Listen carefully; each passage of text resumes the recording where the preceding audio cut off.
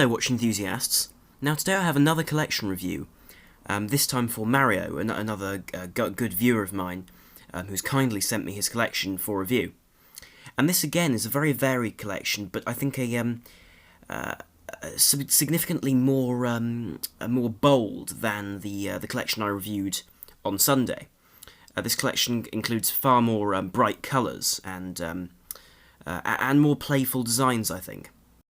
This collection does also include a number of different price points, which is again something interesting in collections, because one sees a lot of collections where all the watches are either middle range, so mid-range, low-end, high-end, but here one sees a good mix of things, and I think it's healthy to have a mix of things in a collection, because it means one can enjoy them all differently, as opposed to them all being on the same playing field and competing for the same attention, if you will. Now this first watch is rather an interesting one, and one which I've never seen from Seiko before, so I've done a bit of research on this watch, and kindly Mario informed me that this watch is a commemoration piece for the 1992 Barcelona Olympics and the discovery of America. Two very different events, but nonetheless very interesting. Now the beauty of this watch is in the movement. Now, it is a quartz movement, but it has an interesting way of displaying its various functions. So on this watch, the two central hands are in fact the two hands which are used for both the chronograph, the timer, and the alarm, and so on, which are all features which are demonstrated by that subdial in the middle of the dial. So as you can see, using those pushers on the left-hand side of the case, one can actually use those different functions. Now, of course, one can't use them all at the same time, but it still gives the dial a clean look, while still incorporating all these interesting pieces of technology. Now, I personally find the paradox of this watch is that it's cased in this very old-fashioned gold tone, gold-plated case, which is not something that one would expect to see on such an advanced sort of display. Which I think does lend to an interesting watch, because it is a conversation starter on the fact that it's not really what it seems. One would look at this watch and think it's some sort of traditional, maybe even mechanical Seiko, but actually it incorporates all these very interesting pieces of technology. So a very interesting piece. Now this next watch is quite an interesting one, and it's a Tissot C-Star automatic from 1977.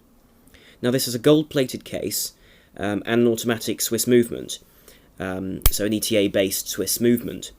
It also has a brushed gold dial and these short and loom-tipped hands. It also has a date on a white date wheel at the 3 o'clock position.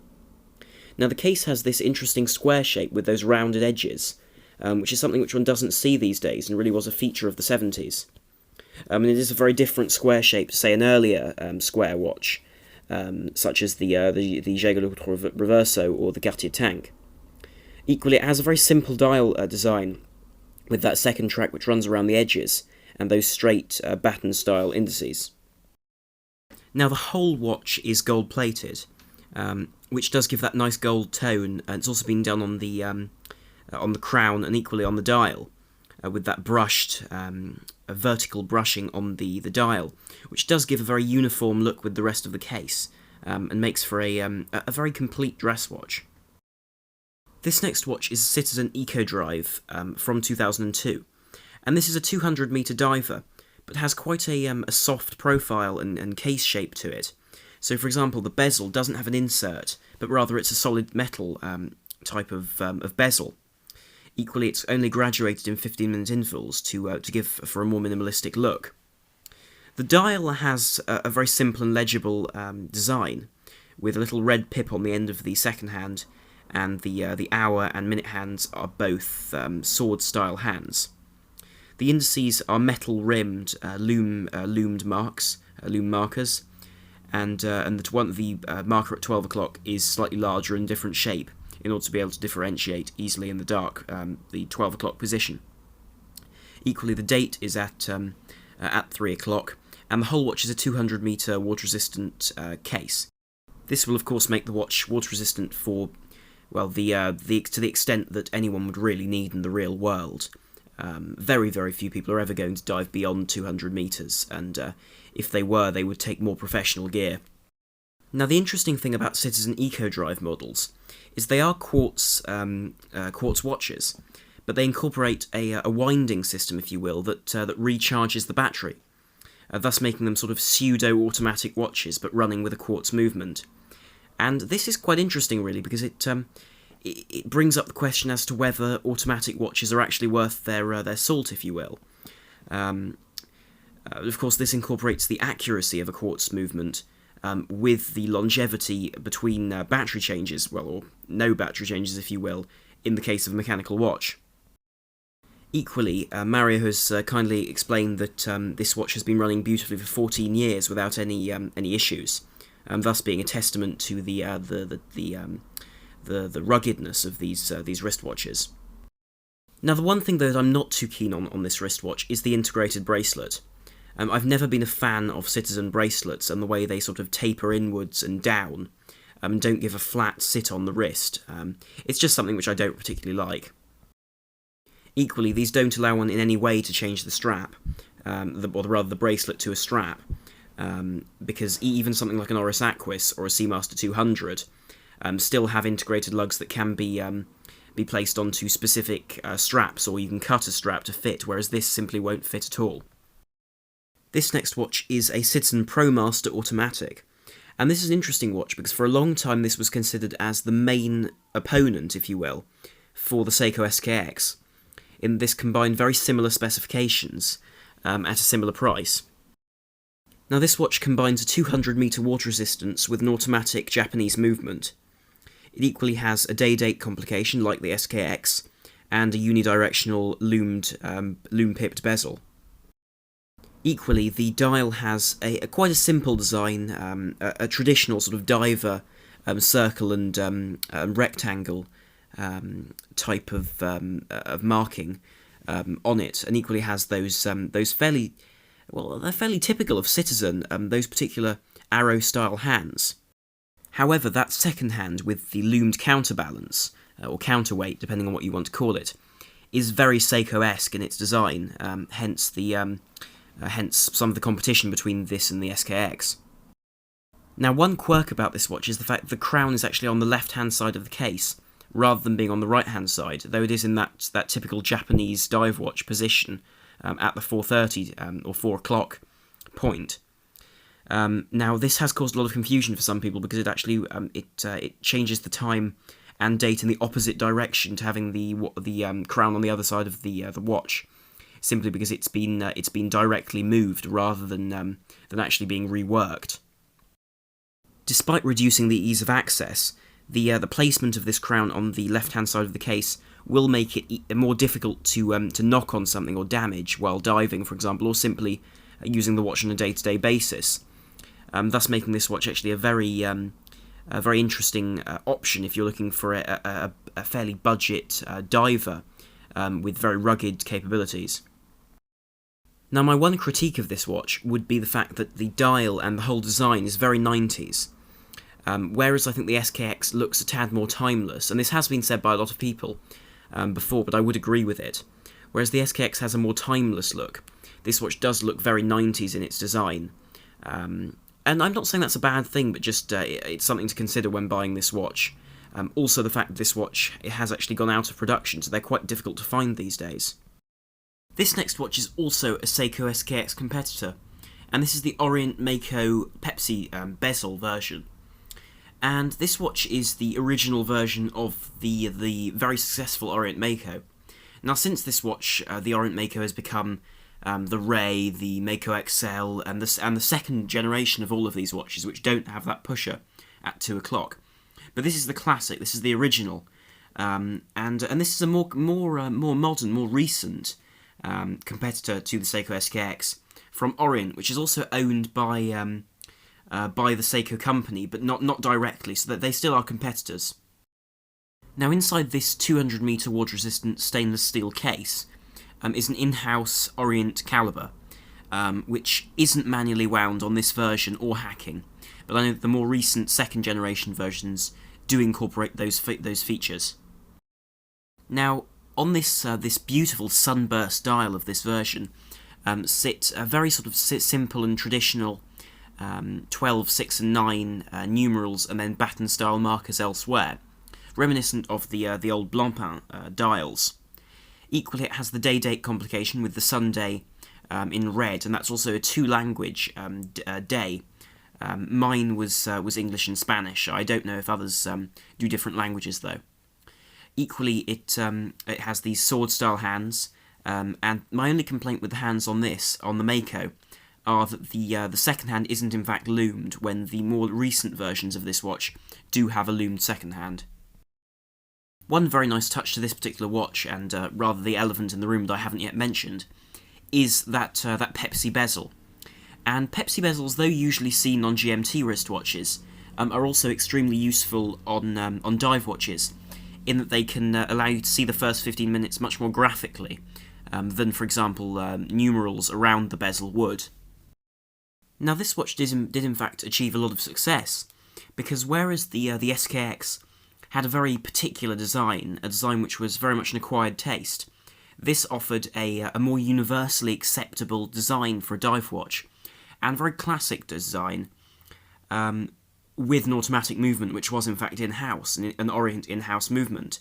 So that was really the reason for this watch's incredible success. This next watch is quite an interesting field watch from Orient, and this is the Orient Automatic Power Reserve Indicator. Now, what makes this watch so interesting is the combination of a number of pieces of technology and complications which one would normally only see on more expensive timepieces, such as that power reserve below the 12 o'clock marker. And equally, one doesn't tend to see the date hand at 6 o'clock very often on less expensive timepieces. Now, this watch has a stainless steel case, and equally has a painted tachymeter and a stainless steel bezel with painted indices, or numerals. This gives the whole watch a highly legible look, so the second hand is a contrasting orange to that blue to give it really high legibility, just as the date hand and the power reserve hand do. Equally, the bottom of the power reserve indicator has also been painted orange to make it more clear when one is running out of power on the movement or the spring. Equally, the dial is very heavily loomed on those Arabic numerals around the dial, and equally on the hands and second hand. Now, the reason why I would class this watch as a field watch is simply due to the fact that it has a very high legibility Arabic numeral dial, without a dive bezel, but rather with still the 100 metres of water resistance. But this watch is clearly made for high legibility and practicality in the field, which, of course, is the reason for that power reserve indicator, to show you just when your watch is about to run out. This next watch is a Victorino Swiss Army Valjoux 7750 chronograph, and this watch is a watch which has been designed to be very rugged, and this is a recurring theme in the Victorino design cues and language.